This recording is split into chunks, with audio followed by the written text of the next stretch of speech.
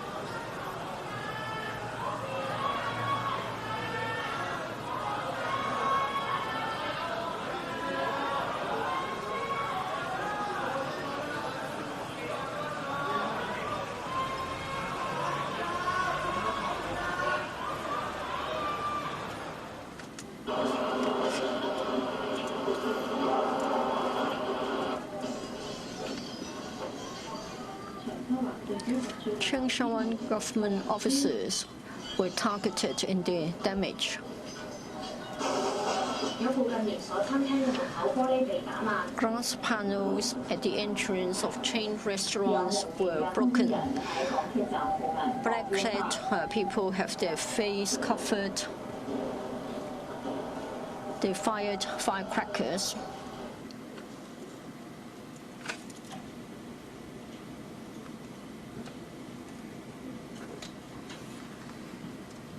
好，今日、琴日咧，我哋有30名嘅警務人員因為喺暴徒襲擊而受傷，而其中5位咧仍然留醫。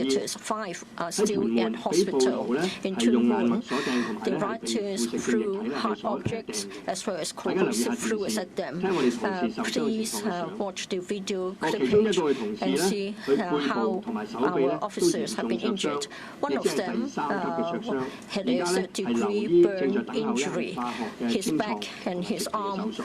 were seriously burnt, and he is awaiting chemical cleansing and skin grafting. I send my regards to all our injured officers. For those who stood fast to their duties and contributed to the law and order of Hong Kong, they have my utmost regards and respect. Earlier on, we already said that we noticed that there were core writers planning different sorts of attacks. As a result of the intelligence, we carried out some preventive work. Between the 30th of September and early morning of the 1st of October, for 2 days we took action all over Hong Kong, and we cracked down on a number of premises suspected of manufacturing petrol bombs.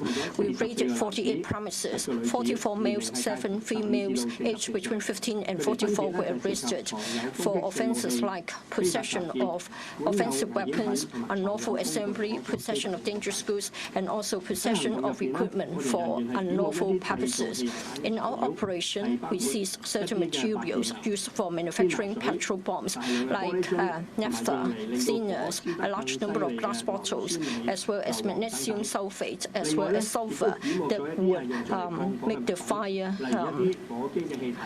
get more serious. We have also got materials that can be used to set fire, and we have got a large number of offensive weapons, folding knives, slingshots, metal balls, extendable poles, as well as hiking poles, as well as a large number of protective gear.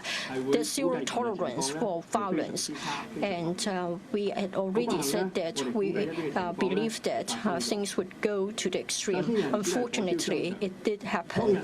First of all, it was said that there would be fire to be set on shopping malls. Yesterday, many shopping malls were closed for business. But unfortunately, in Tsuen Wan, people went to different shops to carry out a lot of vandalism. Glass panels were broken, petrol were poured. People also went inside shops to sweep away all the goods. And some also threw petrol bombs at the shops. They have also said that they would attack police officers. In fact, in Wong Tai Sin, rioters demolished the long bamboo poles for the construction sites, and they used such bamboo poles to attack police officers. And in many places, rioters also threw petrol bombs at police officers from a short distance, and they also threw corrosive fruits at police officers. Even with our uniform on, our officer suffered from a third-degree burn. Some said that they would set fire. They would attack police stations, and they set fire outside police stations, and they spray the facilities outside police stations with black paint. Some also said that they would beat up people. Yesterday, at different places, people holding different views were beaten up, and they were even attacked with weapons. Some of them were attacked in such a way they lost consciousness, they fell down, but the attack didn't stop, as if the attacker would like to kill kill them. Some also said that they would like to have massive destruction. In Wong Tai Sin, people set fire on the curbside motorcycles. Black smoke rose to a height of dozens of meters, and there were a few bangs of explosion. In other places, the rioters also set fire to the ward offices of councillors with residents upstairs, and also government offices as well as MTR facilities with residents nearby. This is most irresponsible because if the fire went out of control, then people upstairs would be affected, and the consequences would be unimaginable. Some said that they would like to paralyze the society. On Hong Kong Island, Tuen Mun Sha Tin, Wong Tai Sin, Tsuen Wan, Yau Ma Tei, Tai Wai, Prince Edward, Yau Ma Tei, Kwai Chung were sort of experiencing a kind of lockdown, and some said that they would force the police to use lethal weapons, and some said that they would murder police officers. Yesterday we saw that whenever they saw police officers, they would besiege them, attack them, and use hard objects to poke our police officers, and they threw petrol bombs at a short distance.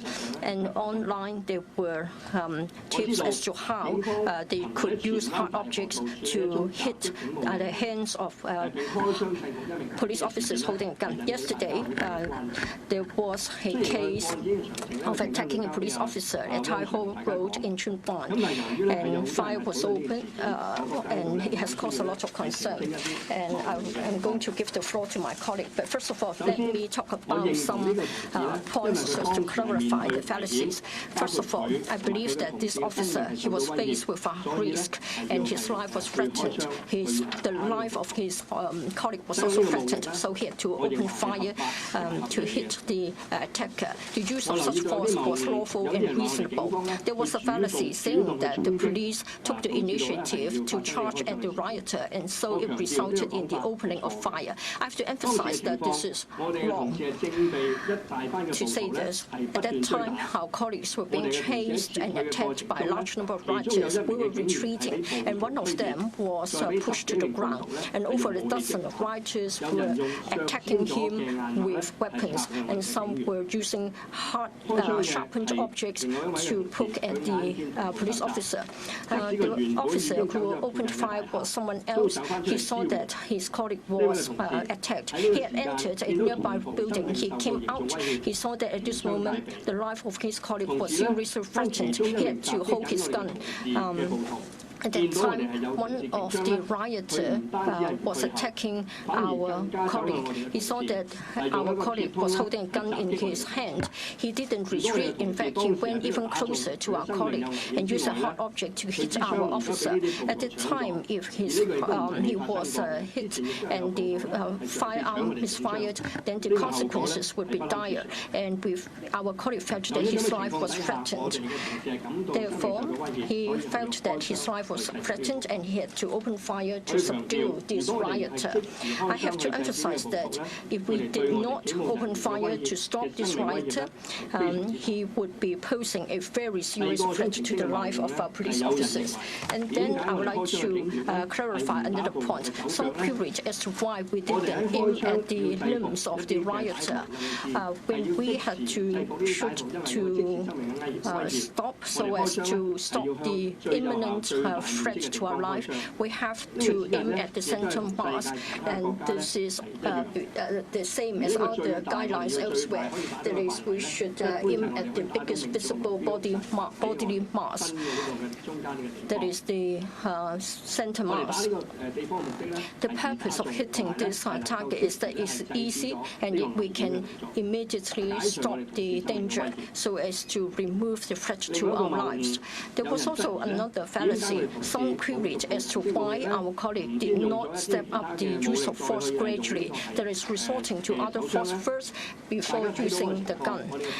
You can see that at that time, his life was hanging on a thin line, and then there was no other choice to use other types of force or other types of weapon. He had to use the quickest way to remove the threat to his life and the life of his other colleagues. Some also queried why why we had not been opening fire in the direction of the sky as we had done before. But you can tell from what was shown. Well, he had no choice. He had only one choice. That is, he had to open fire to remove the imminent danger. There was no time to resort to other options, and this is in line with our guidelines. There was also another fallacy. That is why we opened fire at such a short distance. It's not up to us to choose at what distance we open fire. If we were at a long distance, we could choose not to open fire. If there wasn't imminent danger or imminent threat, we could resort to something else other than opening fire. If we didn't shoot, our colleagues would be much threatened. Now, I would like to defer to Mr. Wong. He will give you the details about the opening of the fire.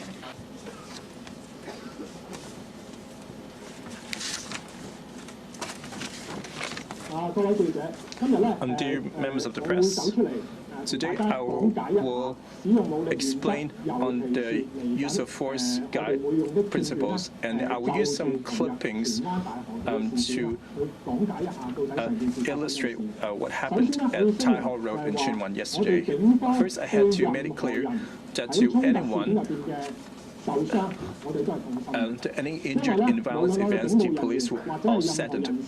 Whether it's a police officer or anyone, their lives are equally precious in this kind of events. The use of force of police is under stringent guidelines, and also in response to various degrees, and where they will make a risk assessment and use of appropriate level of force.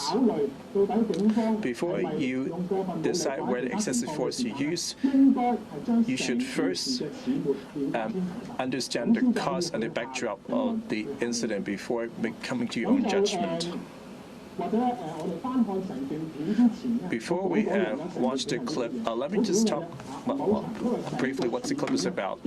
Since the whole thing occurred a very short time, and we see on various footage online and the press footage, and also we find out from our frontline colleagues, we decided to try to reconstruct the event, and after which we can see from the clip that some of our officers in Tai Hall Road while dealing with a riotous situation.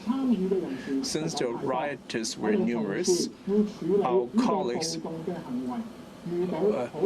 have come across strong resistance when trying to calm the situation, and some of our colleagues were chased by and outnumbered by the rioters, and while in retreat, they were pinned from the ground, while a dozen or so have used a weapon to attack our officers. The weapons were not simply some kind of rod and bare hands, but rather used a hammer, spanner, metal rods, and pointed umbrellas. They're not just hitting the limbs, but actually they hit on the head and use a sharp umbrella to poke at our officers. During the handling, our colleagues have saw one of our colleagues being attacked by the assailants by using lethal force. So our colleagues have pulled out the revolver as a warning. While it's handling, they also found themselves under threat, so they fired once and did not use the firearm to deal with any others, but instead they were using a lower level of force with dealing with other rioters. In the course, we found there were other rioters hurling petrol bombs at a further distance, attempting to harm our officers and the arrested person that were subdued. So I can see the whole thing in the clipping. You can see it from various angles as well.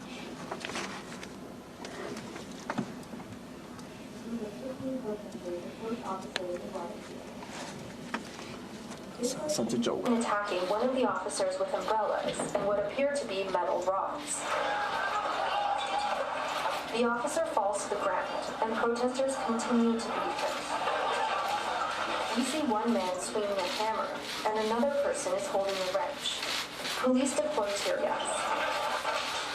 From this angle, we see an officer running up to the chaos with his revolver already drawn. A shot rings out. Here is the scene from another angle. We see the protester who's about to get shot. He's carrying a blue shield. The officer shoots him just as he's swinging a metal rod at him. He stumbles and falls over the officer on the ground. The group scatters. One protester attempts to help the victim. He's tackled to the ground by another officer. A person dressed in black, who appears to be a protester, throws a Molotov cocktail at the officers from afar and then flees. 成件事嘅片段咧，好短嘅時間。Well, this short clip 面對嘅暴力 that the violence they were confronted with, the situation faced by the police officers was very challenging and dangerous. You can see there are lots of lethal weapons were used to assault a small number of policemen, and all these attacks were potentially lethal. And we shall see another footage which is taken from another angle to see that while officers were trying to support the colleague on the ground, what choice he had and why would he choose to discharge his firearm.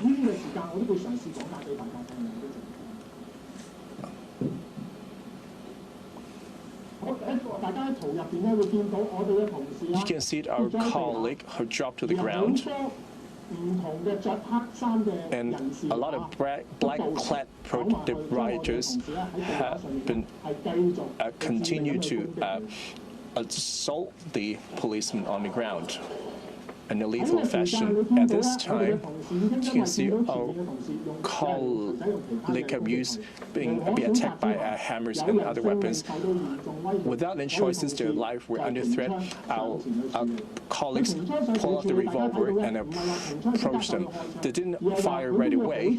They need to analyze how can we handle it and how do you stop this large number of people.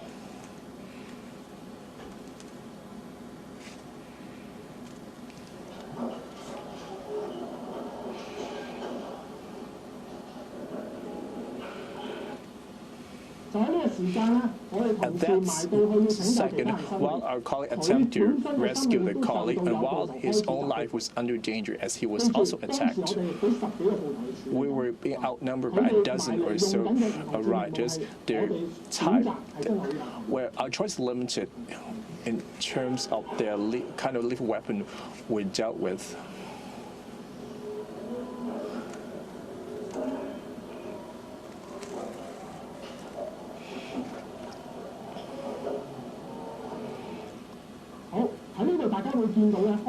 As you may see, after firing once, our colleague continued to shoot without any option. He continued to assess the situation while someone attempted to do something, whether it was attempted snatch or what. No matter how he handled this injured person, if this injured person continued to be dragged to elsewhere, he would be even in greater danger. And also our colleague has stopped firing and tried to subdue this person with bare hands. As you can see further away, the one in red circle, someone had tried to hurl a petrol bomb in our direction.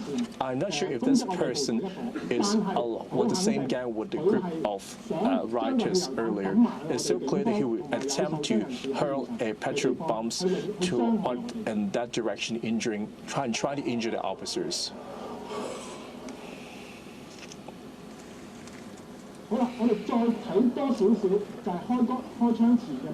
So we have a slow motion replay of the moment before the shoot.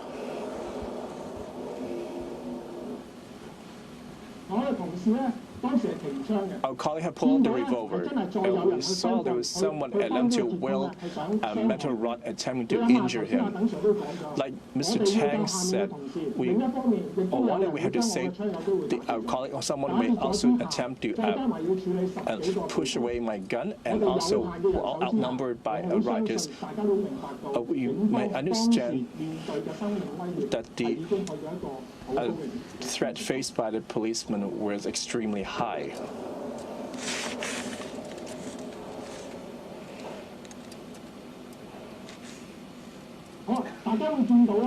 As you may see, that even after we fired, another rioter was holding a very sharp object and poked at our colleague.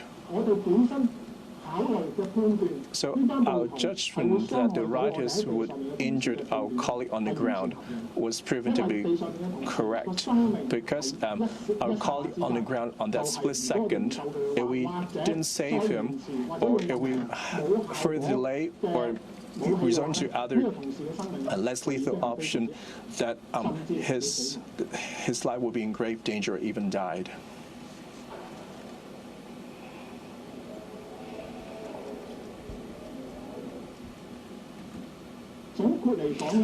To sum up, at the Taiho Road yesterday, from the use of force principle perspective, our colleague was first confronted with different threats.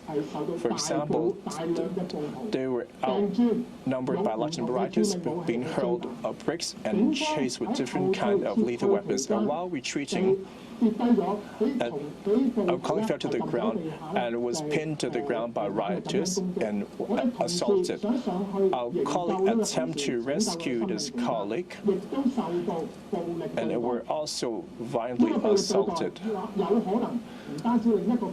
This could not only injure one policeman, but and also put the entire formation at stake. That's why our colleague had resorted to the use of force. I would like to clarify. Many people thought that we should exercise restraint when we use force. Well, I have to tell you that life is precious. It means everybody's life is precious. Every one of us has got a family, whether you are a policeman or not.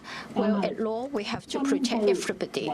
But then for unlawful acts, we have to exercise our duty to enforce the law. We are police officers. We would not be afraid because of the danger. Under different circumstances, we'll consider and judge what appropriate force should be used on the scene, at the scene, to stop that and to protect lives. We have found that the use of force is not a solution at all. If you want to know whether we should escalate while the violent people should also escalate their force, I have to say that the use of force can never resolve any problem. I think at this moment we should all stop the use of force so that Hong Kong can restore calm and peace, and let's resolve the problems slowly. That's what the police would like to see happening. We are appealing to everybody to stop the use of force. Well, when it comes to the use of force, there are a number of factors to be considered. First of all, in the incident that took place yesterday, there's one point that is highlighted: to protect the life, including the life of others as well as our own lives. When we consider the use of force, we have to consider our police general orders. Mr. Tang also said that when we use our firearms, we have to aim at the center mass. This is because after a bullet has been shot, it will certainly hit something. The problem is, or the question is, whether we are hitting our intended target. If we don't aim at the center mass, the bullet may go astray and it may harm others. This is not what we want. And that's why Mr. Tang has said that in other countries, including American and European countries, they have also adopted the same approach so as to safeguard the safety of the people. Distance is not our choice. The use of force on our part, well, we will carry out a risk assessment and we will apply the principles when it comes to the use of force. And then we will be resolute and we will be effective. We hope we can be resolute and effective in the use of force. Once our purpose is achieved, we will stop immediately, and that's what you have seen from the footage. Now back to Mr. Chair. Well, I think we can see that after what happened in Tai Ho Road, many people have raised a lot of queries. Within a short period of time, organizations, groups, and individuals from different sectors could not wait to issue statements criticizing the government or the police for unnecessary use of force, for opening fire unnecessarily. Some have even distorted the facts, saying that it is like execution. I want to say that for those who haven't been professionally trained for the use of firearms, on what basis could they judge that we were wrong in our judgment? We attach a lot of importance to this case. Every life is precious and should be protected. In an attack, if somebody is hurt, the police is heartbroken. Whether the injured person is an attacker or a police officer, we don't want to see anybody getting injured. In this case, the attacker was totally merciless.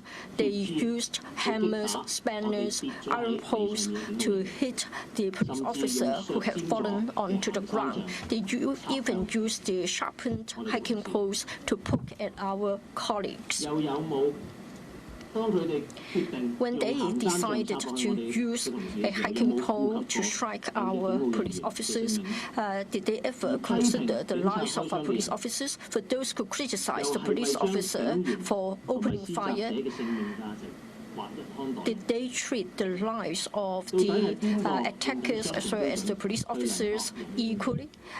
Who is adopting a double standard? When police officers carry out their duties, if they cannot even protect their own lives, then on what basis can we say that we are there to protect the safety of Hong Kong citizens? I've noted that from the educational sector as well as the medical sector, they have issued statements. They criticize the police for unreasonable in opening fire. They even said that it's quite like an execution-style use of force. But what about the crazy attack of police officers by the rioters? That wasn't mentioned at all, and yet they likely had concluded that no one was seriously threatened. And they even distorted the act of a rioter grabbing the metal pole from the male injured as a glorified act as rescue. This is insulting. Well, in fact, they were using hammers, sharpened objects, sharpened hard objects to hit the police officer already on the ground. They ignored such facts and they allowed the emotions to prevail above rationality. Their statements, their criticisms did not help with resolving the problem. It would only deepen the misunderstanding. It is not going to help anybody. This is mean. I hope that people with ulterior motive will stop airing false and unreasonable allegations and attacks. They shouldn't smear the police force. They shouldn't blindly glorify the violence of the rioters. Otherwise, Hong Kong will be beyond redemption. And in fact, the young people will be in deep trouble, and eventually they have to bear criminal responsibility for their unlawful acts, and they will regret throughout their lives. Well, in fact, what has happened shows that we have got acts of violence one after another. It is not going to solve the problem that we are facing. Now, I'd like to give you the figures of our arrests. Yesterday, during our operation on the 1st of October, we arrested 269 people on the scene, on the site. 178 males, 91 females, aged between 12 and 71, for possession of offensive weapons, unlawful assembly, possession of equipment for unlawful purpose, etc. On the 29th of September, in relation to violence in the vicinity of Admiralty, as of yesterday, 96 people were arrested, 18 males, 16 females, aged between 14 and 46, and then 50-year-old woman was charged for assaulting a police officer. For the 96, they were arrested arrested for taking part in a riot. And then we have also got 2 females who were arrested for possession of lighters as well as balloons with flammable fluids, and they have been brought up at Tuen Mun Court.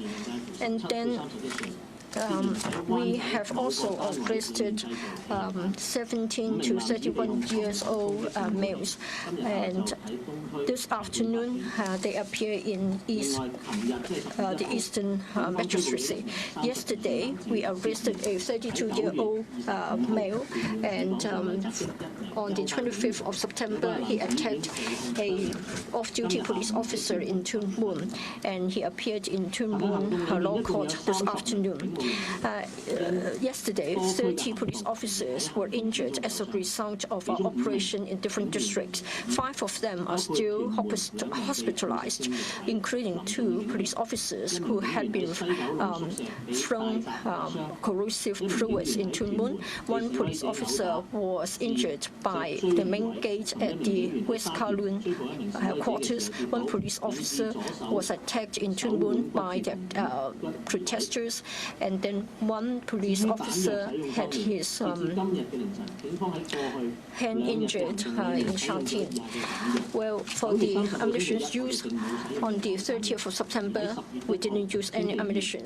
On Tuesday, 1st of October, tear gas 1,407 rounds approximately, rubber baton round and rubber slug 923, super sock beanbag rounds 192, and also 230 rounds of the sponge rounds. And in 4 incidents, 6 rounds were fired altogether. I'd like to defer to the FSD. Thank you. Friends of the media, good afternoon. Well, there were a large number of public events. The embassy here report, we received 115 fire report related to the gatherings. In Hong Kong Island, 28, in Kowloon, 50, in New Territories, 37. The protesters have set up barricades and roads and committed arson and hurled petrol bombs to residences, government buildings, vehicles, shops, MTR stations, ATM machines, policemen, and others. Some protesters in Chanshawan government office have hurled petrol bombs, which led to the building setting alight.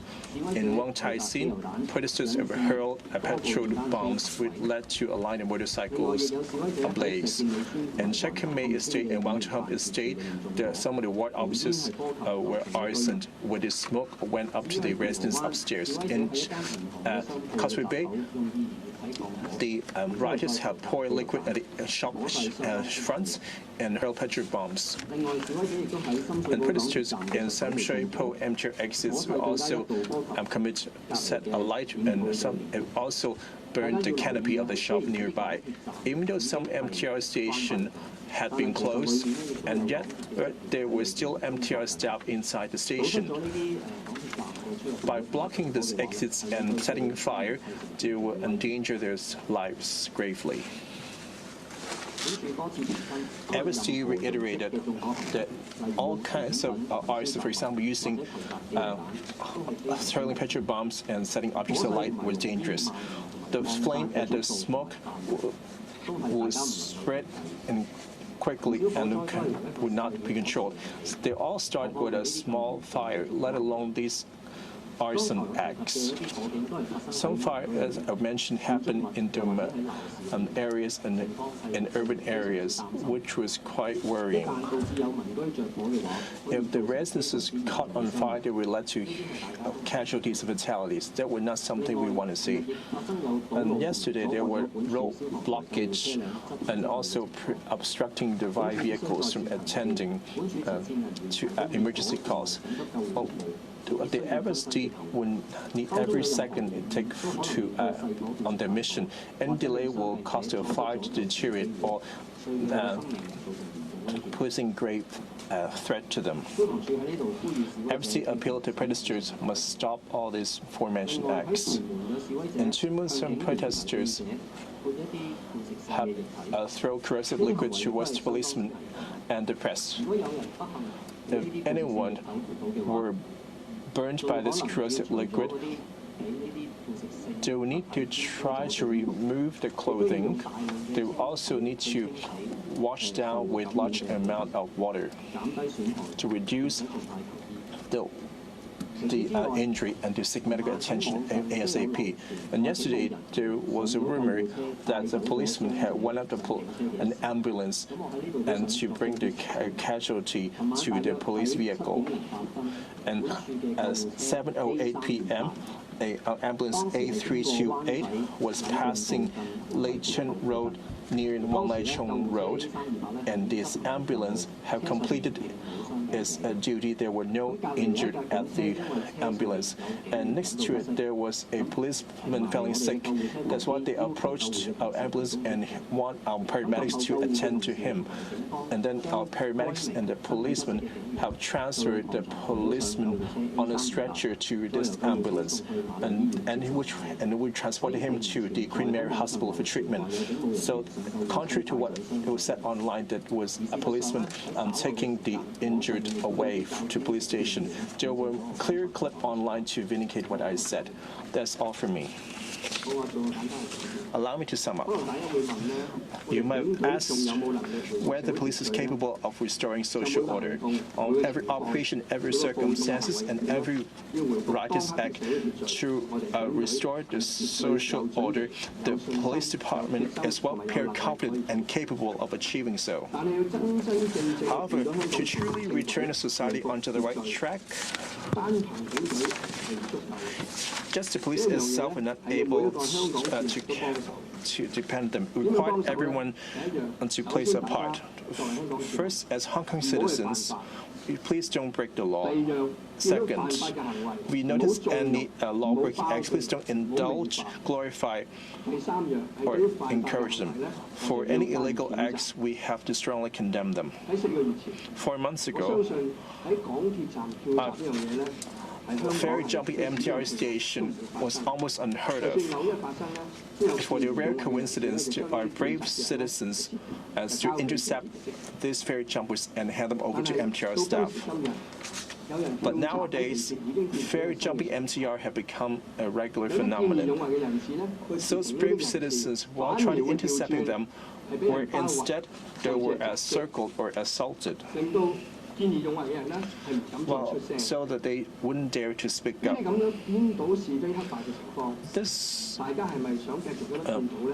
Do we want to see something like this to continue? I think it's time to take a pause and think. If that's the Hong we want to become, I hope that you can stop the violence so that Hong can return to the right track and return to a law-abiding society. On the National Day yesterday, rioters have committed highly violent and destructive acts like arson, throwing of petrol bombs, mass property damage, disruption of public utilities, and brutal attacks on citizens and police officers. They have resorted to the use of dangerous and even deadly weapons. I feel heartbroken to see Hong Kong society being torn apart by those tragic acts. In one short day, 30 police officers were injured on duty, and 5 are still in hospital. In the most serious case, one officer suffered third-degree burn on his back and arms after rioters threw corrosive fluid in Tuen Mun. I would like to express my deepest concern for all the injured officers, and I fully appreciate and support the great effort of all police officers in protecting Hong Kong. Yesterday, rioters' acts have intensified and extended to various districts, including Tuen Mun, Sha Tin, Wong Tai Sin, Tsuen Wan, and Yau Ma Tei. Alarmingly, in Wong Tai Sin, rioters set fire to a line of motorcycles, and several explosions were heard. They even used bamboo sticks to attack our officers. In Tsuen Wan, Some rioters even broke into shops to commit mass destruction and ransacking. And some even stormed closed MTR stations, throwing petrol bombs and starting fires on platforms and train compartments. Another worrying trend is that in various districts, rioters randomly assault people who held different wheels with bricks and hard objects, and taking justice in their own hands. All these violent acts pose a grave danger of public safety and push Hong Kong to the verge of extreme danger. Before the National Day, we spoke of the pre-planned, organized and deliberate attack in the pipelines. And as a result of our intelligence gathering, between 30th of September and the morning of 1st of October, we mounted operations and raided a total of 48 premises across Hong Kong. And some of these premises are used for storing and making petrol bombs. A total of 44 males and 7 females, aged between 15 and 44 years old, were arrested for offences like possession of offensive weapon, unlawful assembly, and possession of instrument fit for unlawful purposes. Moving on, we understand the public concern about the open fire incidents in Tai Ho Road, Chuen Wan. And here, I'll briefly talk about the sequence of the events. It is totally false, as some people alleged, that our officers stepped forward to shoot the rioter.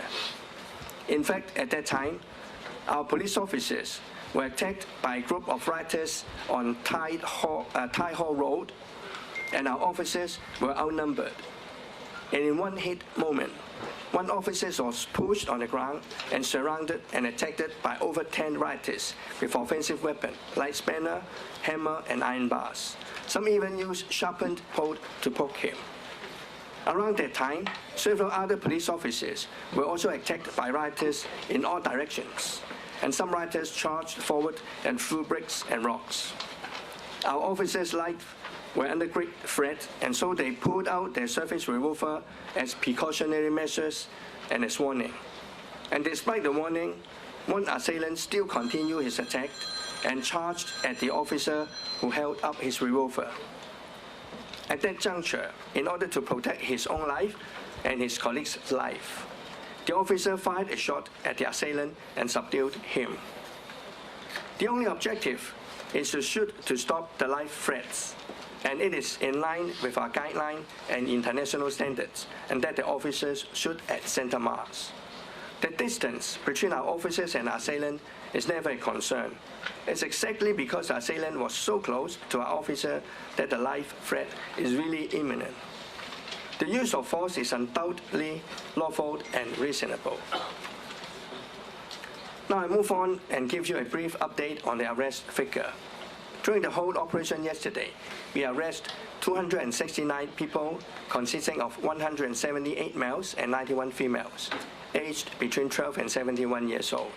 And the offences include unlawful assembly, possession of offensive weapon, and etc. As a conclusion, one may question if Hong Kong police are still capable of restoring public order. But I must stress that we are well prepared, confident, and determined to bring Hong Kong back on the right track. I must emphasize, restoring public order does not only count on police effort. Everyone in society plays a part. We need everyone in Hong Kong to obey the law, not to tolerate violence, and to condemn violence. And please work together to bring the city back on the right track. Thank you. 好，問題時間開始。咁啊， Now is the time for questions. Ming Pao. Regarding the case of opening fire, a question for Mr. Tang. Well, for this shooting case, it has attracted a lot of public concern. The police is now using lethal weapon. Yesterday, last night, the CP, before a thorough investigation into the case, and in fact, he should have carried out an investigation according to the law, and yet he judged that it was lawful and reasonable to shoot. So on what basis? Is it just on the basis of video footage or news report, and then you say that it is legitimate? What about criminal investigation? And then, Mr. Tang, you talked about aiming the the center mass. But how come that you aimed at the left chest? Is it sheer luck that no one died? Yesterday, you deployed 5,000 police officers to stop the unrest. But how come that on the 21st of July, there was a moment that there weren't any police officers? Now, I want to know whether you are already at the stage that you cannot control the scene, that is, you are at the tipping point. If something like this happened again, what are you going to do? All right. In relation to the investigation of the shooting incident, yesterday the CP talked about the case on the basis of what was known at that time, including the footage as well as, and we have also come to some understanding of the details.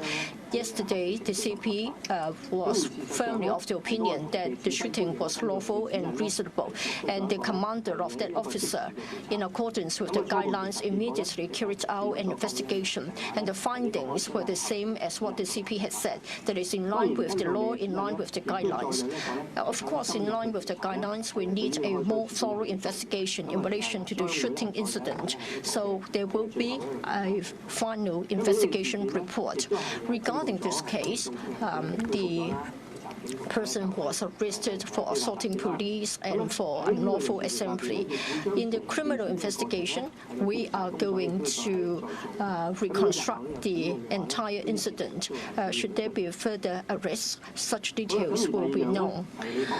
As to the second point, you talked about hitting the center mass. Well, it means the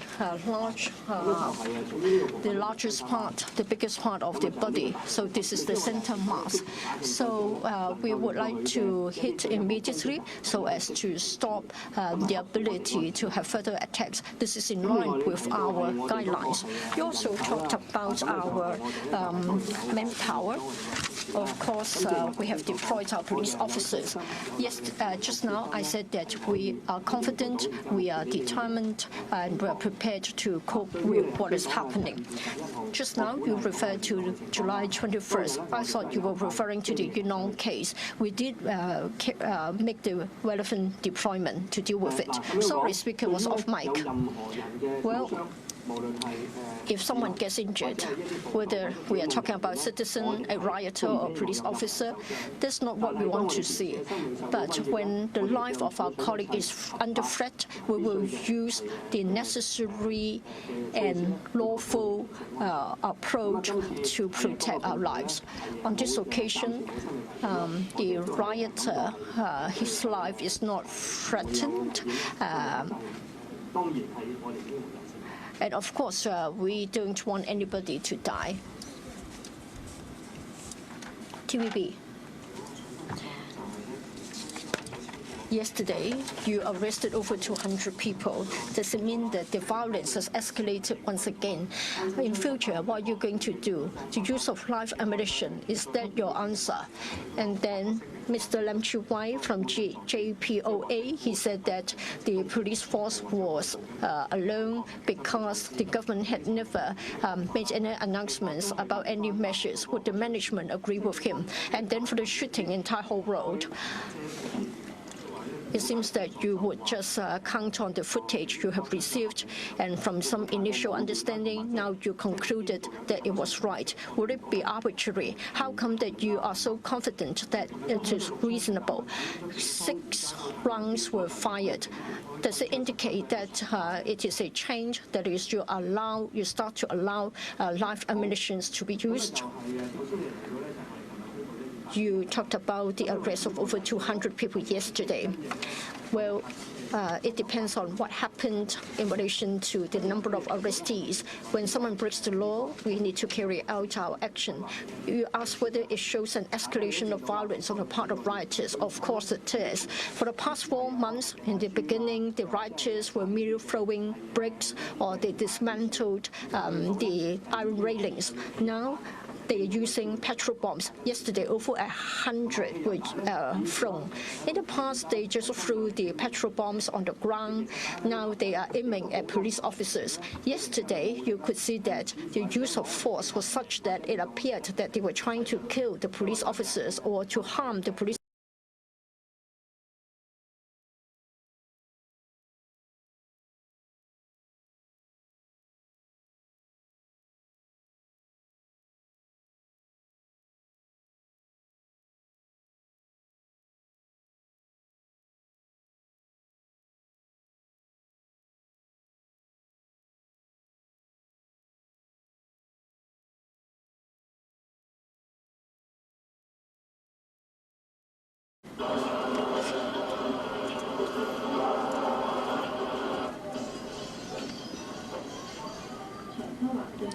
Changsha government officers were targeted in their damage. Glass panels at the entrance of chain restaurants were broken. Black-clad people have their face covered. They fired firecrackers.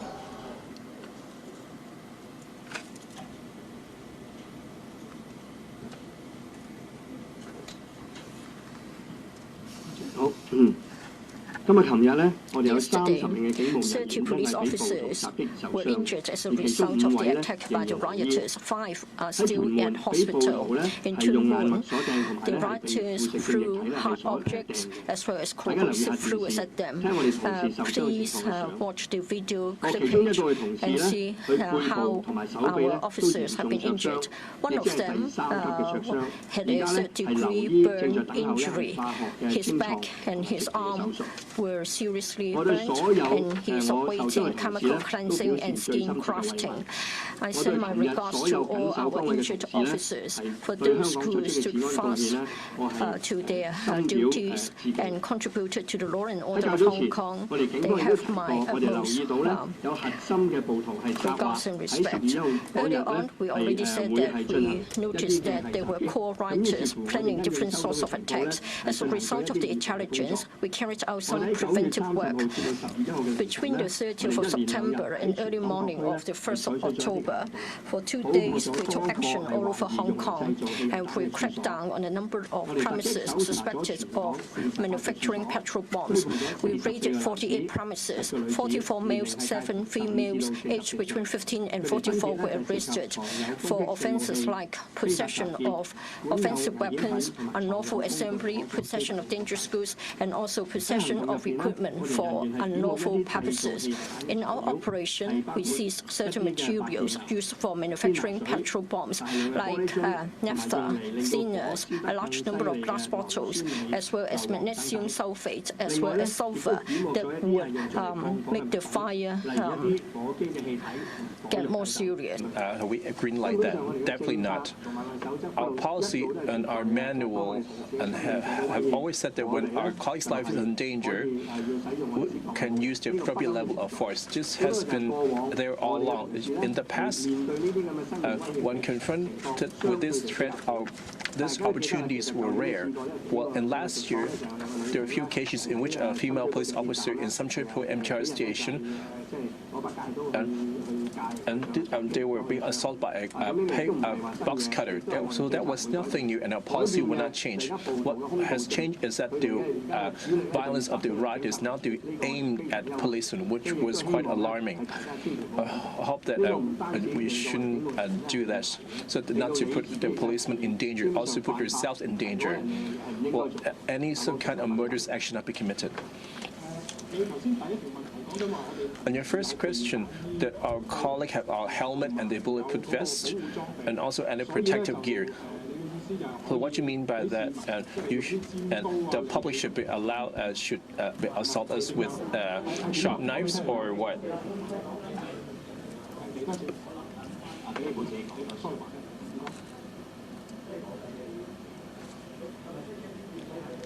So, is a metal rod will consider a grave threat?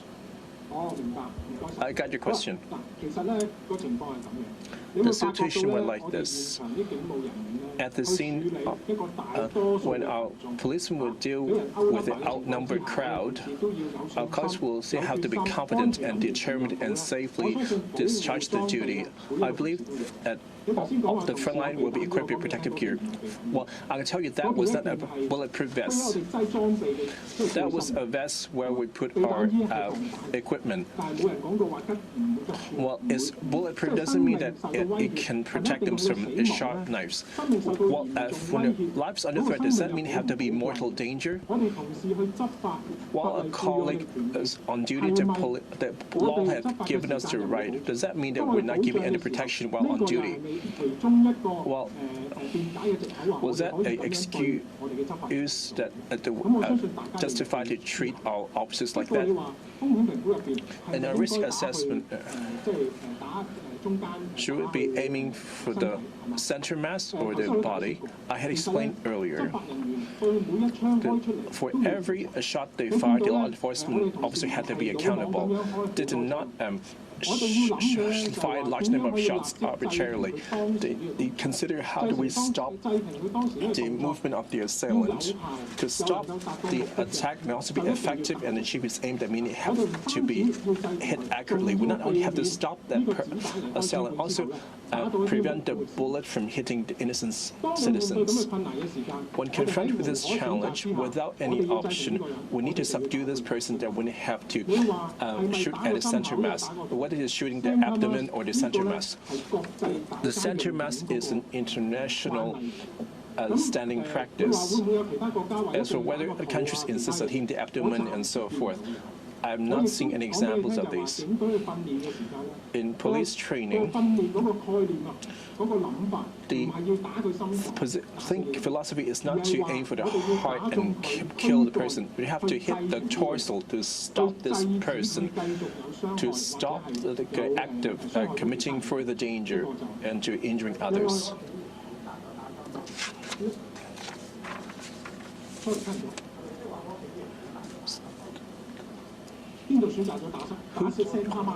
You mean hitting the center mass? All along we said to hitting the torso. Please stop interrupting.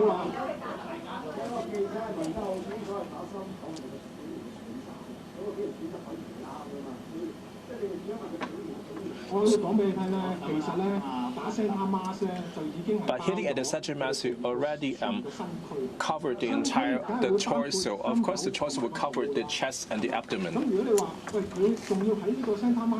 And if you have to choose whether to the upper and the lower center mass, I believe that it would affect the efficacy of the bullet. In a split second, the colleague will need to do what the scene. I've been following with the guidelines, and we're aiming at the center mass.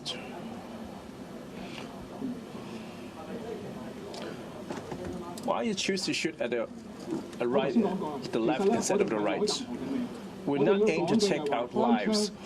We want to just fire to stop this person, which is also a most effective way of the use of manual without injuring other innocent civilians.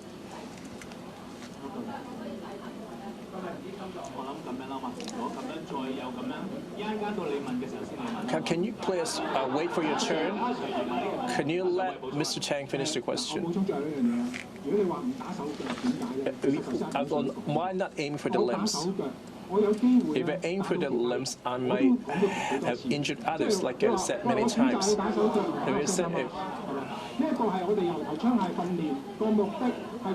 purpose of our firearms training is to subdue the person immediately. This is not the excuse put forward by the officers. It's not just in Hong Kong. It's an international practice by different police force. A lot of the police force will also adopt this principle. Allow me to sum up. 頭先咧就係話我哋打係呢個 center mass 咧，即係話喺 us to aim at the center mass, whether the abdomen or the chest, 都係合乎我指引嘅。 does also comply with the guidelines.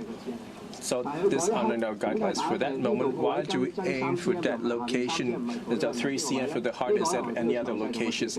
That we need to find out from the colleague concerned. Let me finish, please.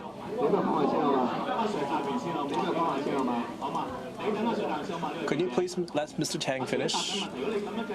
If we continue to interrupt him, he couldn't finish his reply. Could you please let me finish?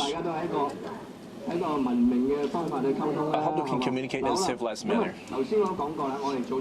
Like I said, we have done some preliminary investigation by our commander. We ruled that is within the guidelines. A thorough investigation report, it will get into great details of the actual circumstances, which would answer your question eventually.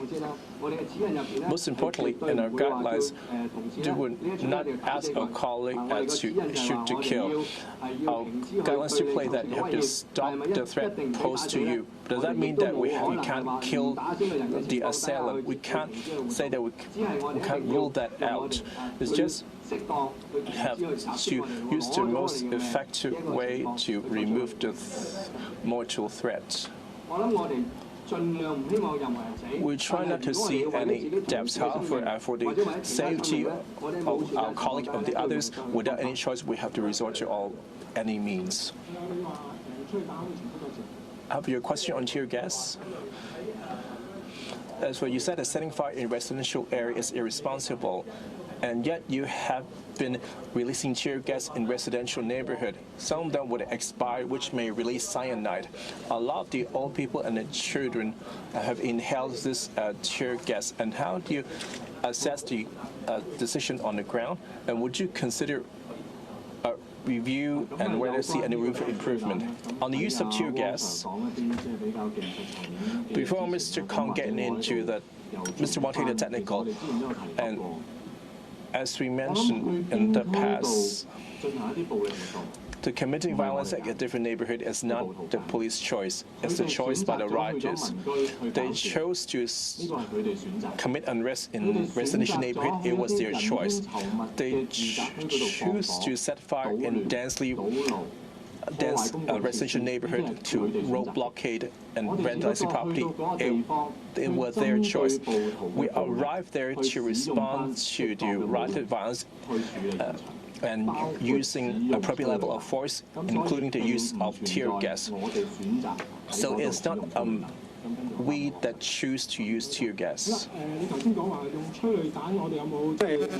You asked whether we used excessively tear gas in different places. Well, Mr. Wang has already answered the question, or Mr. Kong has mentioned that point. Well, for ammunition, when we talk about the use by date, it means that he has the greatest force. Well, if he has passed his use by date, maybe it cannot be fired. As to whether other poisonous or toxic substances will be released, we have understood from the manufacturer. We were told that even past the use by date, there would not be additional harm. The only problem is that maybe the round could not be fired. Sorry, the speaker is off mic. Let me finish. Well, since you have raised the concern, that is whether such firearms could be used, we have already stopped using such. But the expired rounds has still been picked up every day. Every day, picked up every day. We have to sort of understand that last time we said that they would not be used, and we have stopped using such, and we have retrieved them, recalled them. So the chance is zero that you said that we used such ammunition past the use by date. Sorry, speaker is off mic. Sorry, speaker is off mic. 嗱咁咧，我諗咧就係高 Sir 咧都係想咧係嗰個進行咧 was merely trying to have a smooth sort of running of the press conference. If there is no order, then it would not be good. So I think Mr. Cole was right in his approach. Well, when I last attended this press conference, you asked a question about tear gas that had passed the use-by date. So we have stopped using such, and so, but you said that the casings have still been found, but I haven't come across such a report. If you do find such, please let me know, because this should not have happened. Please let me have the date, time, and location. So if you can give me such details, I can follow them up. Sorry, speaker is off mic. Well, frontline officers have not made such a report to me. If they have reported, then I know. Now you say that such have been used. Well, I think it is very simple. Well, anybody who has come across anything that has passed its use-by date, please liaise with us, and then we will follow this up. The final three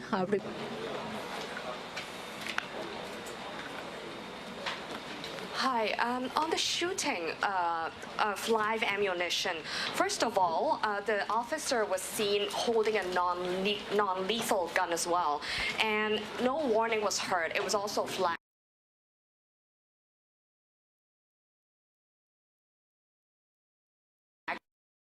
Can you just clarify, is the order now to shoot to kill when an officer is tackling a protester, especially at close range, by using the guideline that they can use firearm, live ammunition, when their lives feel threatened, when they feel that theirs and also their colleagues' lives are threatened?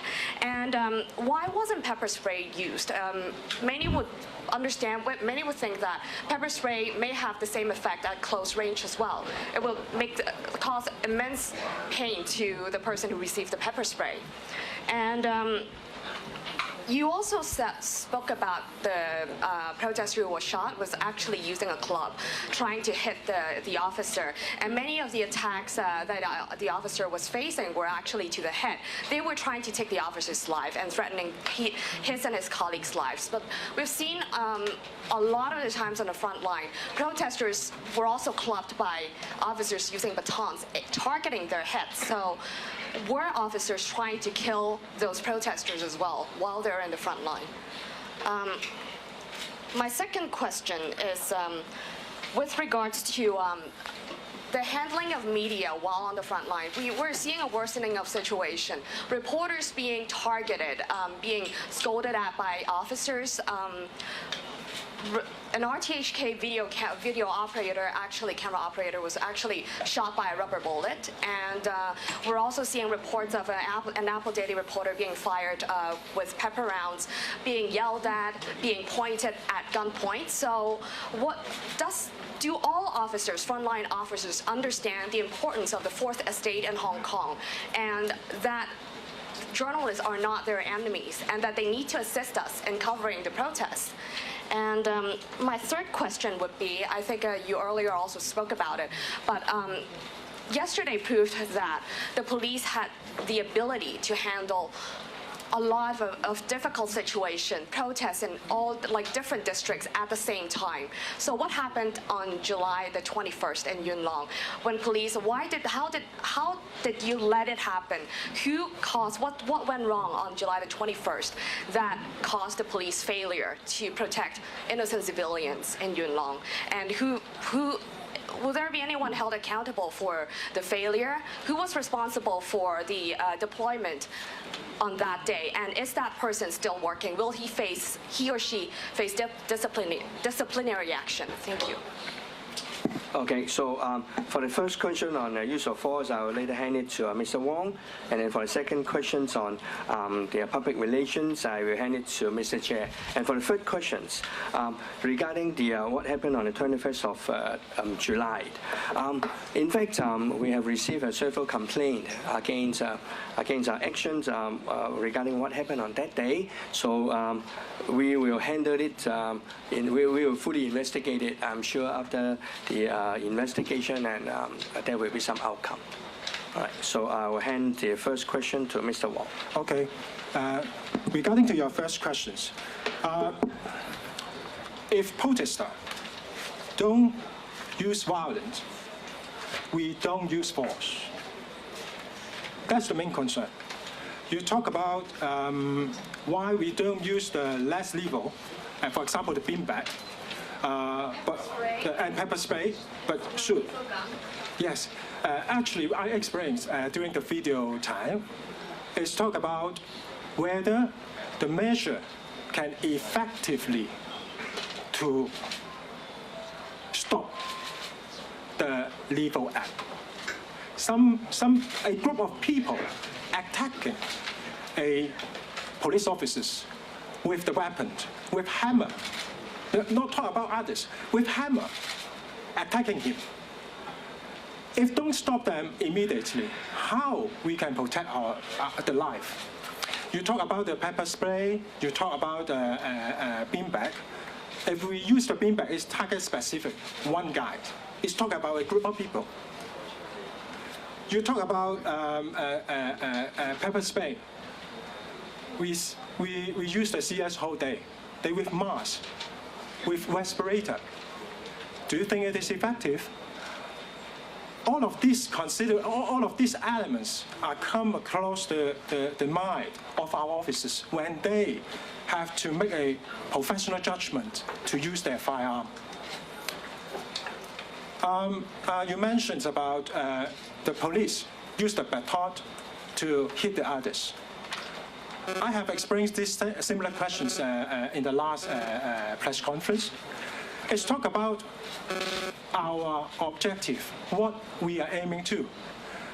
We stop the guys, arrest him, but not like the video and circling them, seriously attack to kill them. Police is there to make arrests. Police will give the warning and ask for cooperation. What they have to do, stop, don't move. If they cooperate, we will not use force. That come up with the first sentence I tell you. If protesters don't use violence, we don't use force. That's the first question. Right? I think my question, what about the question on whether the order now is to shoot to kill when you're attacking protesters? Because number one, the officer was targeting the left side of the chest, which is where the heart is, instead of anywhere else within the mass. Number two, a lot of different officers, they've been caught on camera using their batons, targeting protesters' heads when they're hitting them. So as you earlier said that, well, when officers came under attack using with hammers or clubs or sticks, those protesters were targeting officers' heads, and that's why they feel their lives are being threatened. And these are lethal blows. And the same applies to the way how officers handle protesters. Mm-hmm. So are officers trying to kill protesters now? Let me answer the questions, right? We never have such an order or instruction to shoot to kill or to assault to kill. It is very clear in our order that when our life is being threatened, we have to use appropriate level of force, and we can use our firearms to stop such threats. So, but it doesn't mean that we have definitely to kill. So there's no such order of shoot to kill. Thank you. For the second question on a few complaints raised by RTHK as well as the Apple Daily reporters during the yesterday. Basically, we are aware of the complaints made by RTHK reporters, but we cannot find any videos online, and we appeal that the reporters can come forward and give us more information. We will definitely investigate the case fairly and properly. While for the Apple Daily allegations, we found one videos online and found that a person holding a camera was running on the street, saying that he or she was a reporter. But definitely, we can find that reporter said the reporter was not wearing any vest at that moment. And we will also like to have more information from the reporters that we can follow up on the allegations. But I must say that, must emphasize that basically police will not and did not target reports intentionally. And we do not have any bad intention to interfere with the reporting of the reporters.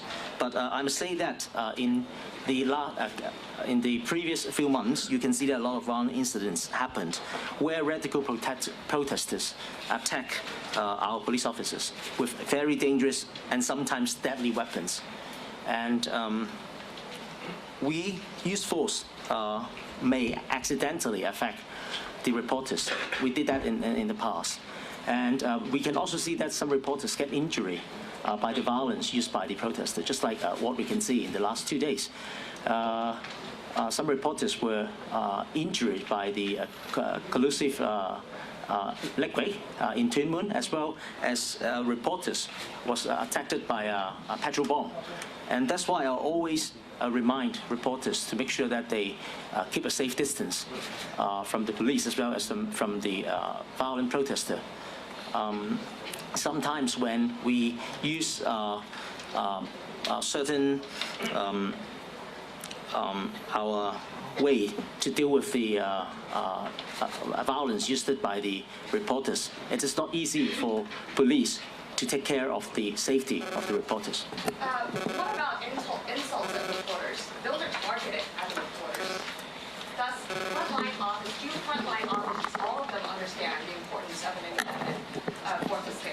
Definitely, we will not target reporters intentionally. Sure that, because like throughout the 4 months, we've seen this situation worsening, not improving, despite you giving us the same lines every time at this press conference.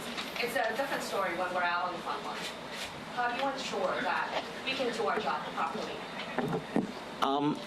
Basically, we receive a few complaints alleging that the police assault or intentionally targeting reporters.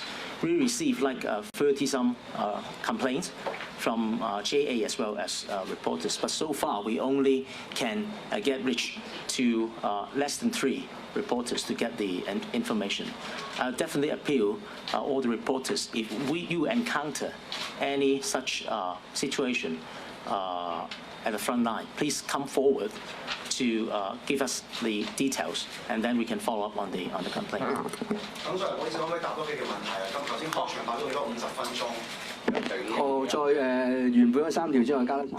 Let's see, you have 3 more questions.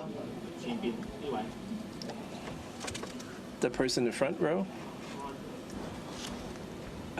Xinhua News Agency. It's about the open fire incident. According to the police, on the 1st of October, you have fired 6 shots. For the other 5, how were they shot and circumstances? Were they pointed skywards or towards the rioters? The 18-year-old man being shot, did the police provide humanitarian assistance, and who transported him to the hospital? Second question. Yesterday, it was mentioned they were arrested over 200 persons, and how many of those will be charged with assaulting police officers? Third question. We noticed that the Hong Kong government and the police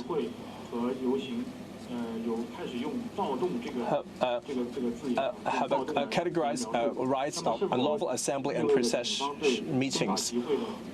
Does that mean the government, like Mr. Wang said, on the use of the guidelines of using firearms, the last segments will be when dealing with riots and unrest? Does that mean in case of riot, does that mean that you can use firearms? I will let Mr. Chen take the first question. The second question, I'll let Mr. Lee take a question. For the third question, I'll defer to Mr. Wang. I'll use Cantonese. For the first question, the police commissioner mentioned that there were 4 open fire incidents with 6 shots were fired. We heard earlier press question that whether open fire will become the new normal.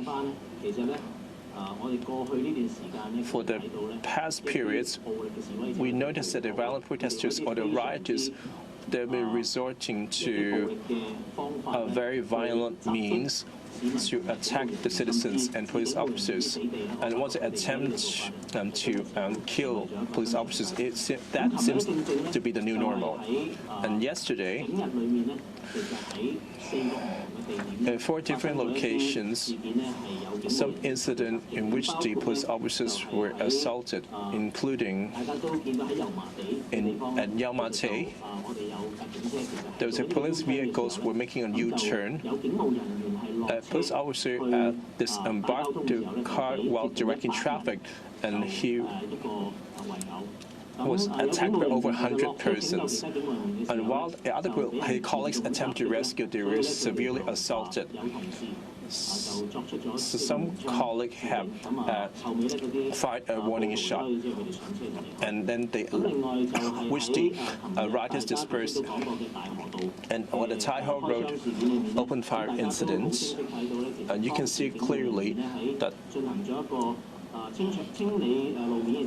after clearance, the officers were chased by a large group of protesters, and last policemen were pushed to the ground by the rioters and being severely assaulted. Another of his colleagues, in order to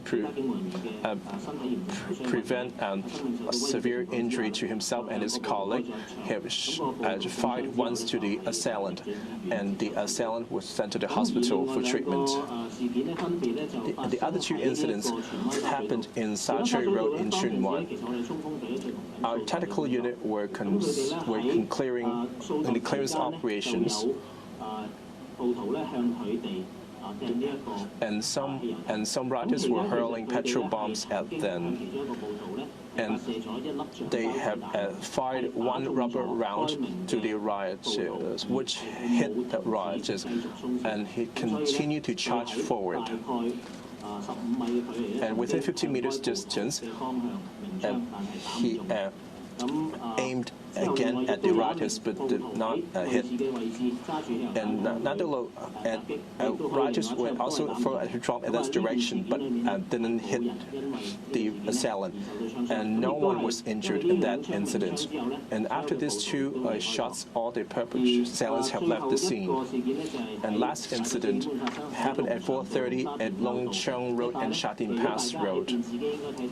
You may see from the television, there was some severe cases in which the motorcycle was set ablaze. Our colleagues, while dealing with the situation, about 50 or so protesters was attacking officers with bricks and petrol bombs. Our colleagues' helmet and gas masks were knocked off, and also being hurled with different objects. At about 15-meter distance, our colleague had fired once in the direction of the protesters, and no one was injured. I want to elaborate on the Tai Ho Road incident. Well, we have shown you the footage. At the beginning of the press conference, you could see clearly that a police officer fell to the ground, and a large number of rioters used hard objects and sharp objects to attack him. Our colleague tried to rescue this colleague. He fired once, the injured person fell to the ground, and then a person wearing a yellow helmet approached him. And from the footage, we could see that he tried to take away the metal pole from that person on the ground. We couldn't see him trying to save the man on the ground, and he was one of the rioters attacking the police.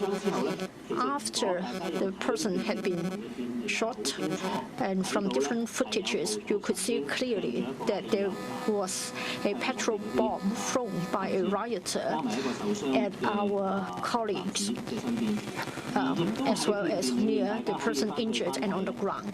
You can also try to watch the footage again. The injured person was lying on the ground. Rioters were still trying to hurl bricks at us. At that moment, our colleague tried to be on guard to make sure that the rioters had left before our colleagues with the medical equipment approached him, had an initial assessment of his injuries, put the mask on him, oxygen mask on him, and then about 10 plus minutes after the shooting, ambulance came, and we let the ambulanceman take care of the injured. That's more or less what happened during the shooting incident, as well as the rescue work. As to the number of people arrested yesterday, as we have already told you, there were 269 of them, among whom 93 were students. They were mainly arrested for the offense of unlawful assembly. I have to emphasize that there may be further charges, or we will change the charge into a more serious one, including riot, after our investigation. Well, I will quickly take question 3 as well.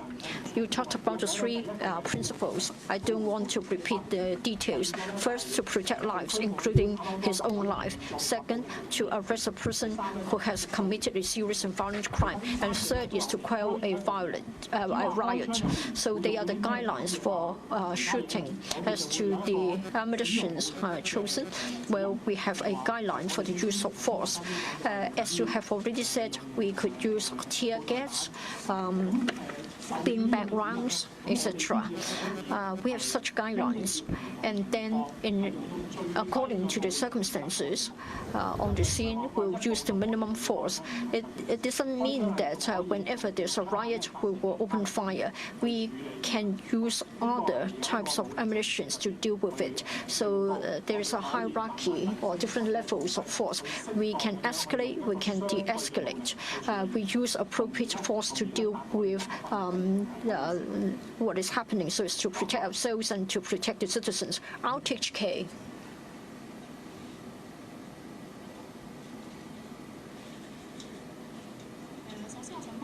First of all, you mentioned guidelines for the use of ammunition or firearms.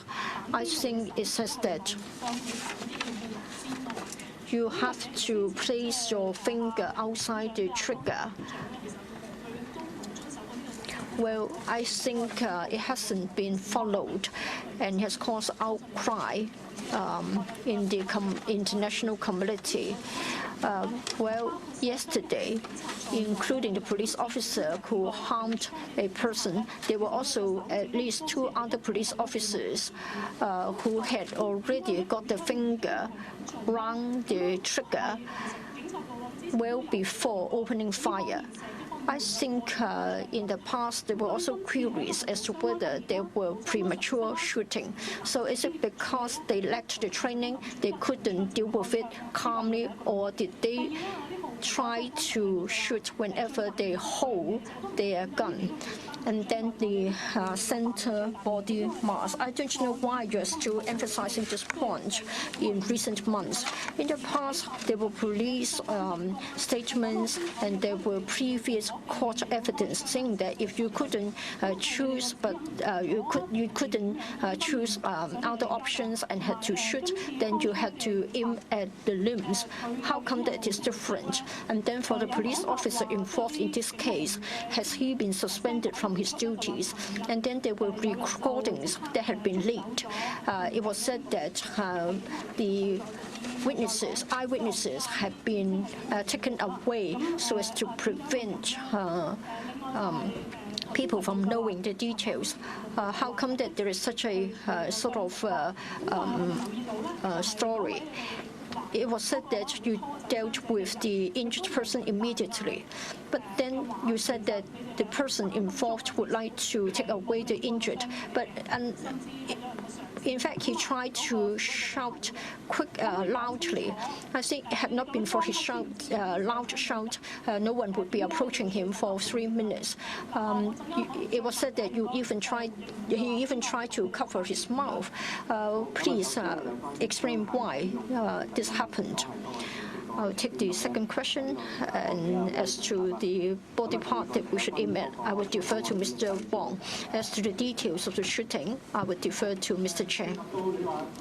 Well, you talked about where the finger should be placed in relation to the trigger.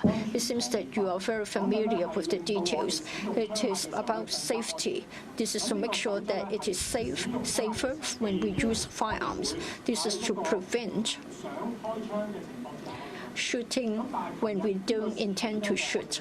Yesterday, what happened was that our colleague carried out an assessment on the spot. He thought he had to shoot to stop. So whether it's safer and whether he had to stop, they are not related. Well, the finger's there, but I think it's not a matter of whether he could open fire or not. Well, safety defense. This means that if we don't intend to shoot, then we won't be shooting.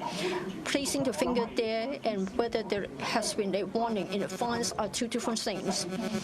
Well, in the incident, if you would like to know the details, as Mr. Tang has said, there will be a thorough, a detailed report upcoming. Well, as to the safety preventions, I think that would also be covered. I can only tell you as to why the finger hasn't been inserted into the guard, as to whether he intended to shoot immediately. Well, every time there's a firing drill, we would advise officers to be to take precaution and to be safe. Sorry, speaker is off mic. Well, as I have said, to make it safer for him to hold the gun, that's different from whether to decide to shoot. Would it be shooting by mistake? If he, well, because when he's alarmed, he may fire immediately. Maybe he shot carelessly or by mistake.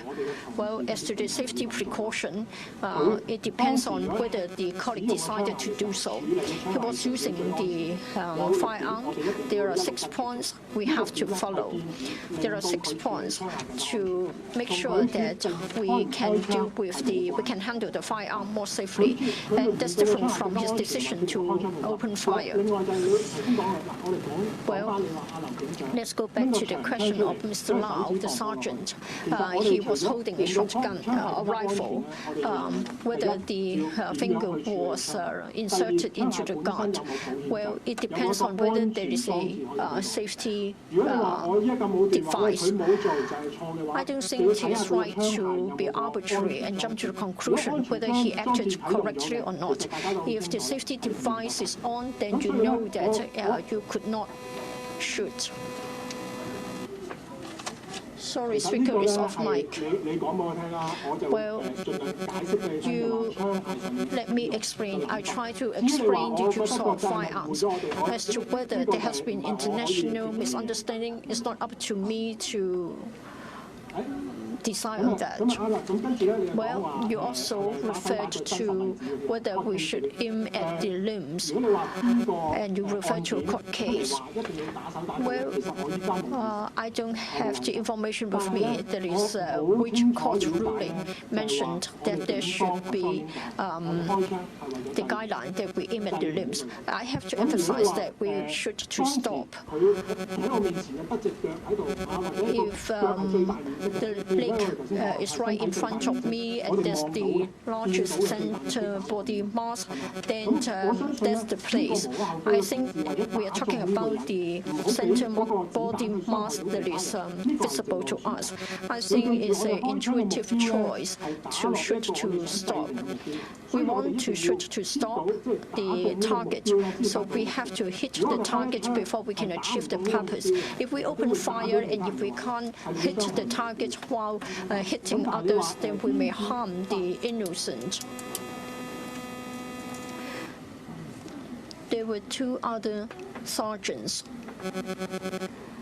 They did not follow the guidelines. So did you require them to do so, or didn't you? Well, I think it's a matter of the safety precaution. In other words, when I don't intend to shoot, that is, it would be safer if I don't put my finger around the trigger. Maybe at that time he thought that it was starting to see a threat to his life, then he had to put his finger there. I don't think it is an automatic breach of the guidelines if you have the finger around the trigger guard. Well, I think when we're not shooting, then that's what we followed. But the finger position does not automatically mean that it's a breach of the guidelines. Sorry, speaker is off mic. I don't agree with you. As to what I've just said, in relation to safety precaution, it means that you don't want to shoot. Maybe you are just moving around with the gun with you, then you will adopt the safety precaution. As Mr. Wong has said, there will be a detailed investigation. Well, if he didn't rule out the option and you thought he would be using the gun very soon so as to save his life and the life of others, then he might position his finger in that way. As you mentioned, whether the policeman concerned will need to be suspended or for the medical attention. So after yesterday, in very short time, we have done a preliminary investigation which confirmed at that moment it was a lawful and reasonable fire open arm, and they arrested that the colleague concerned was being attacked on the ground, and also prevented that the gun from revolver being snatched. You can see there are instructions online on how to use hard objects to attack the hand of the officer to snatch away the revolver. For the initial investigation, we arrived at the conclusion at this stage that it was a lawful and a reasonable way of using firearms to save the colleague and prevent gun snatching. I don't see why a colleague would need to be suspended from duty. We also attach great importance to this case. This case has now been deferred to the New Territories West Serious Crime Squad, and this open fire incident will also be investigated along with the incident. So you should ensure that this investigation will be conducted strenuously. And for the 3-minute you're referring to, I don't want to repeat myself. We need to look at the context. There were a large number of rioters attacking the police officers, which led to us having to fire in. And after open fire, the risk has not ceased, including after firing. There was a petrol bomb thrown in our direction at further distance. Unfortunately, it missed us and the arrested person. And also, while we were circling the arrested, there were bricks coming at our direction. You can refer to the clip. If you have learned first aid, before administering first aid, the prerequisite will be that you ensure that the environment is safe enough for you to do first aid. It's not that you have to disregard the safety and administer first aid right away. So we had done some basic defense, and the rioters had left. When the safety has returned, right away, our colleague with medical knowledge have arrived and attend to his injuries and provide oxygen mask and some basic method to stop the bleeding. So you shouldn't just ignore the hazards at the scene. And at that moment, we're also dealing with a severely violent scene. In 2 to 3 minutes, I didn't quite count. Well, you said 3 minutes.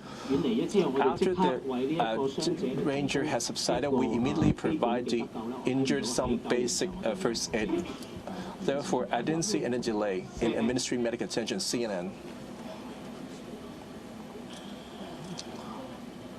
As for the limbs or the largest visible mask,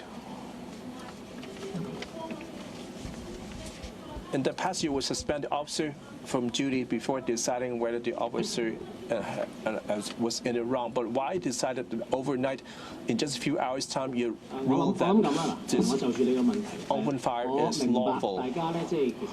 It's understood that you may not get to know all the facts. After firing, you claim that all officers may suspend from duty. Most of the officers after firing refers to a basic investigation to ascertain whether the shot was lawful and reasonable. After initial assessment, the policeman would not be suspended from duty due to opening fire. As for the center mass and the limbs, even though I'm not from the operations branch, I will try to answer the question. All along, for us to operate a lethal weapon, we will target the center body mass, which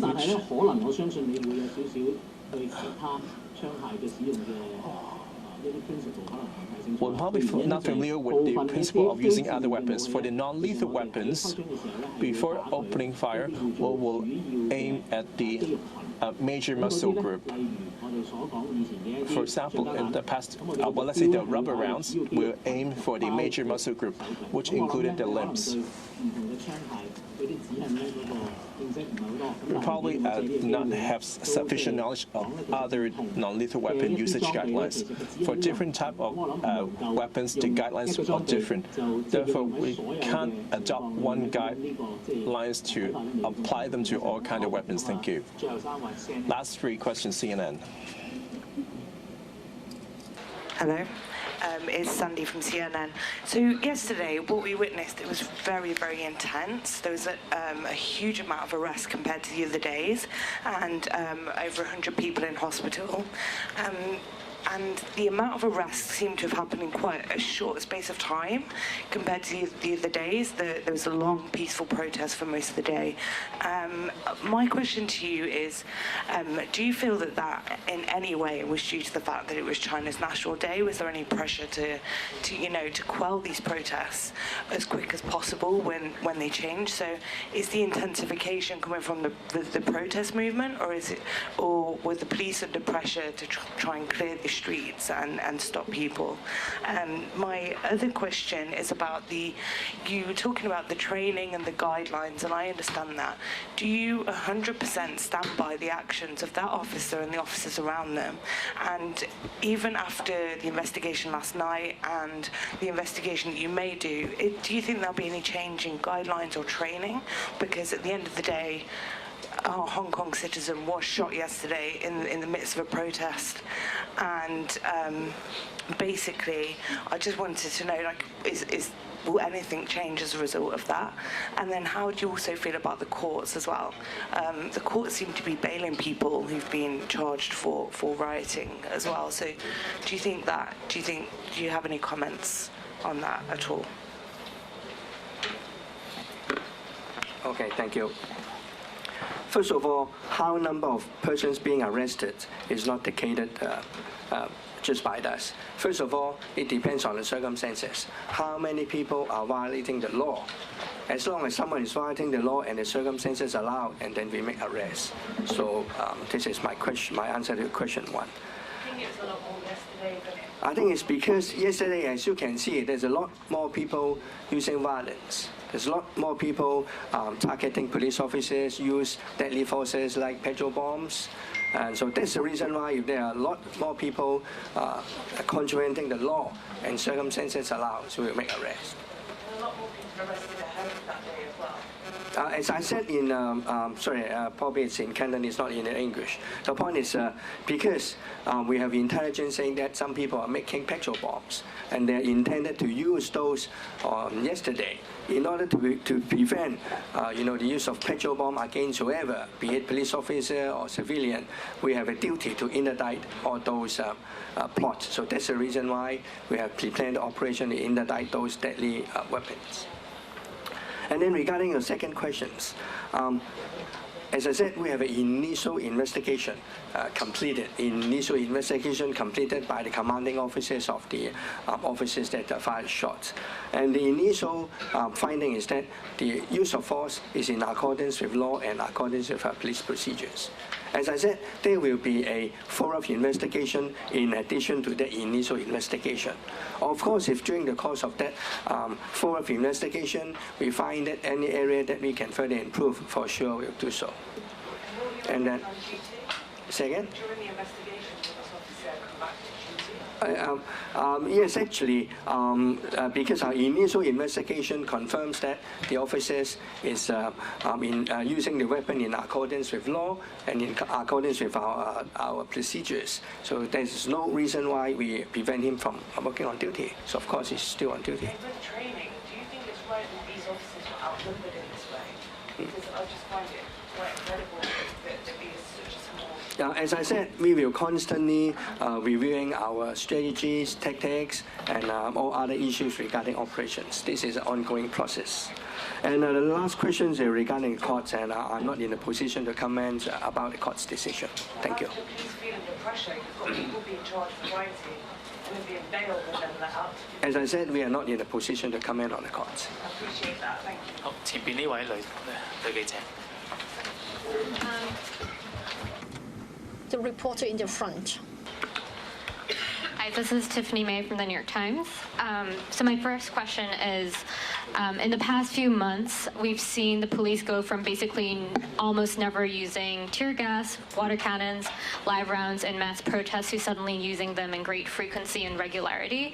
How much training have officers gotten in the appropriate use of these tactics? My second question is about the use of firearms and the training in the use of firearms. So when did officers first carry handguns?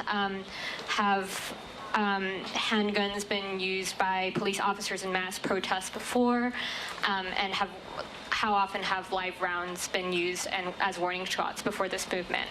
And in my third question, if police are worried that the protesters would take their guns, why bring guns to a protest when they have so many more weapons at their disposal? Thank you. So regarding your questions, it's all about like use of force and weapon. I will invite Mr. Wong to answer questions. Yes, thank you for your questions. Regarding to your concern about the training for our police officers using the tactics, starting from use of smoke to beanbag or to the rubber batting rounds, don't worry. In fact, our officers, the anti-riot police, is training under the police tactical unit. They are under a standard training with a standard syllabus and also with the live firing experience to make sure they are qualified and capable to use the allocated firearms. Regarding the training of firearms, it's not only just tell them how to use it and practice it for once. It's talk about some basic training, some live firing, some dry drill before use, and also some continuation training to make sure they have the ability to use it at appropriate situations. Apart from shooting skill, we also will introduce the applications. We call it tactics. When you have to use it and how you're going to use it. During the practice, they're going to have some exercise to make them get used to how to apply it in different situations. So regarding to the use of force, it's talking about the record and the training. For our police force, we keep all the record, and also we have to ensure they are capable to use the kind of weapons if they have to use it. So that's the question. Could I ask how long the standard training is, and have police officers received additional training as a result of this movement? Since a lot of new tactics have been used, such as water cannons, handguns, like during mass. At this moment, I haven't got the exact figure, how many months or how many weeks. But for the police tactical unit, with those officers with rank sergeant and above, they have 1 month. We call it kata course, some initial training, and then the whole company, our police officers, if they join the police tactical unit, they have 3 months training. So that during the 3 months, they have different kind of tactics, and also they have the firearm training, they have some physical training to make sure they know how to use the tactics on the ground in different situations. Of course, I have mentioned it's talking about some package, some exercise to make sure they're up to the standard to use those tactics accordingly. Regarding the firearms, actually all of them joined the police force. They received the basic training in the police college. After that, every year, around I remember it should be 3 to 4 times. We call it continuation training. In that training, they have to fire a certain number of ammunitions, so that make sure they get used to the handling of firearms. And also every year they have a qualification, annual qualification, to ensure they are capable to do it. So that's what I can tell you. I think I'd like to supplement on the last question. I think we all know that over the past few weeks, the scene of the rioters throwing petrol bombs and beating up innocent citizens as well as police officers has become a new norm in Hong Kong, and it is evident that violence are being used by rioters that indeed escalate very seriously over the past few months. And the weapons they use are deadly weapons. And all these acts show that they have a clear intent to wound and even murder police officers when they are doing the protest. And this also shows that they actually realize the radical remarks they made on the internet. We can all see that on the internet.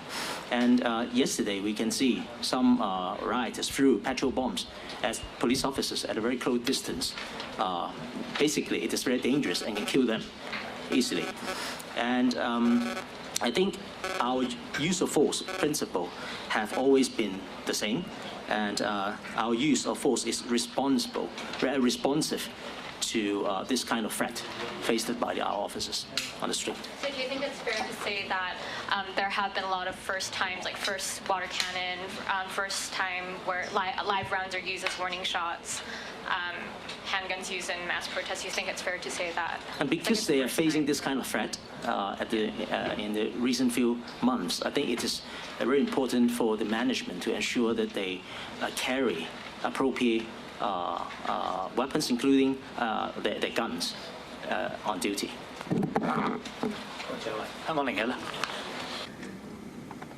Hong Kong 01.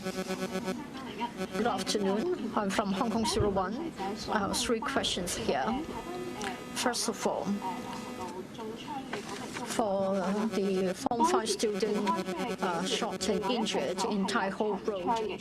咁點解當時佢有長槍佢唔用？片段中亦都冇見過佢有舉起過，咁就已經用近距離用佢唔係 strong hand 嘅左手開槍射實彈。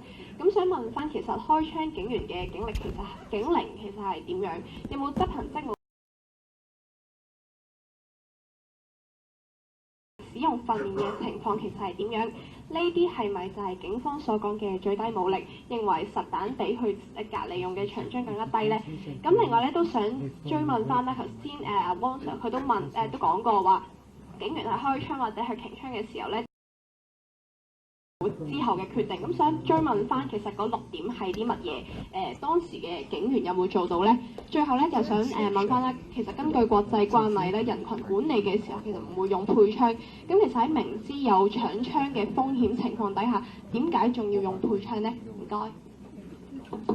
或者頭兩個問題咧，我交俾阿汪 Sir 答啦，睇下阿姐 Sir 又會唔會補充啦。你第三個問題咧就話係處理呢啲係公眾活動嘅時間咧就唔配槍咁。咁我想清楚指出咧，我哋唔係處理一啲普通嘅公眾活動，而家係處理緊好多咧唔同嘅呢啲淨係暴動嘅行為啊、暴動嘅罪行啊，呢個完全唔同嘅。普通嘅和平遊行示威咧係唔會掟汽油彈嘅。另外兩個問題我交俾阿汪 Sir 答。我哋都我就答唔到你外國嘅嘢，我係講香港情況啫，我係香港警察啦，或者你可以問下其他啦。咁我話俾你聽咧，即係我哋我相信咧就喺外國處理係一啲係俾人用汽油彈嘅暴動嘅時間咧，應該係採用係唔同嘅一啲嘅武器嘅。咁我哋香港嘅情況嚟講咧，係面對呢啲咧，我哋係用我哋嘅武器嘅。咁我交俾汪 Sir 答其他兩個。唔該曬，鄧 Sir。就住你第一個問題，你話佢用左手，冇辦法，都係搶到。頭先你話佢用左手就揸槍，就唔係佢強手。其實咧，你都熟悉㗎啦。其實咧，我哋使用槍械咧，講緊有強手、弱手啦。我唔知道呢個同事係強手喺邊隻手，弱手喺邊隻手。但係我好深信咧，當呢個同事要使用槍械，當佢停槍嘅時間咧，佢會選擇佢強手去拎，除非佢弱手係受咗傷，係嘛？好啦，咁樣就頭先都講過啦。嗰支長槍啦，兩隻彈用嘅啫，雷明燈，一隻咧就係嗰個布袋彈，一隻咧就係嗰個橡膠彈。兩隻咧都係講緊話對付一個人，即係一個別人，唔係班人。咁你晒一班人仲要有效咁制停嘅，咁我相信呢個未必一定係可行嘅決定啊。呢個係我睇法啫。咁你講得啱啊！手槍係打一個人㗎，係啊，手槍係打一個人，但係手槍嘅制停同埋出嚟嘅效果，同一個 bean back round 一個non-lethal weapon 打落去停一個人，同埋可以停到其他人係根本唔同。同埋咧，當時記唔記得我頭先講過，我哋講緊係咪有效地去制停呢一班人，有效地去制停呢班人用最低嘅武力。如果我要開好多槍先至制停到呢班人，第一係咪真係有效咧？大家可以諗下。另一方面咧就係係咪真係可以達到個目的咧？我哋用武力係要適當咁揀佢種類同埋有效咁樣去達到我哋目的。咁至於你話安全防禦法，咁第一個就係確保所有槍械經已都當係我哋假設所有槍械經已上膛。咁你諗下上膛嘅意思，即係已經入咗彈，即係代表咩？其實唔係平時你哋諗話喺條街度拎條槍拎支槍出嚟就要用嘅6點。其實係講緊平時頭先阿鄧 Sir 講係我哋訓練嘅時候點樣要安全啲咧？係嘛？我應該將所有槍械視作已上膛。交收槍械嘅時候咧，冇必要檢查槍械咁呢啲。咁呢啲即係淨係舉呢2點出嚟，你發覺咦，同現場你拎支槍出嚟隻手擺出嚟，好似唔關事咁樣。嗰正正就係講俾你聽，安全防禦法呢6點就令到佢更加安全。其實同佢當時決定係咪射擊係冇關係，係幫我哋嘅同事去更加安全咁處理呢樣嘢嚇。咁其餘嗰啲我唔好講啦，嗰啲好嘛？咁係啦，就咁多謝。我淨係回應頭先嗰位記者啦，我諗就即係我諗掉汽油彈咧，就喺香港咧肯定唔係一個和平遊行示威嘅場合㗎，我哋唔認同。咁如果即係喺香港係掉汽油彈嘅一個場合咧，我哋都唔會視佢為一個和平遊行示威。呢個行為你聽我講先，呢個行為咧肯定係一個即係暴動嘅行為嚟。咁如果我諗，你聽我講埋先，唔緊要，你幫我講埋先。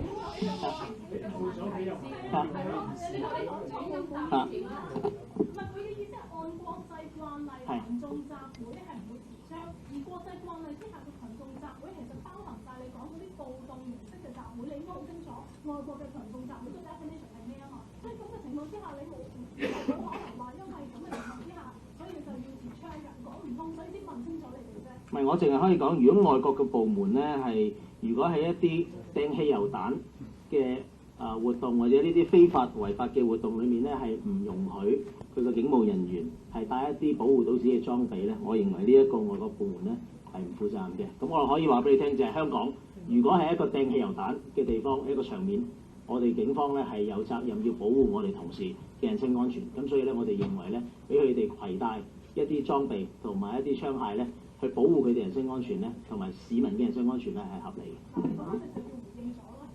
好，咁啊，今日嘅記者會結束啦，因為已經好，好，到底受咗咩傷啊？佢受過1D 嘅訓練，佢係咪想打死一個人咧？細子佢嘅咧，講埋嗰位警員，所以個3分鐘係唔需要睇下有冇事咧。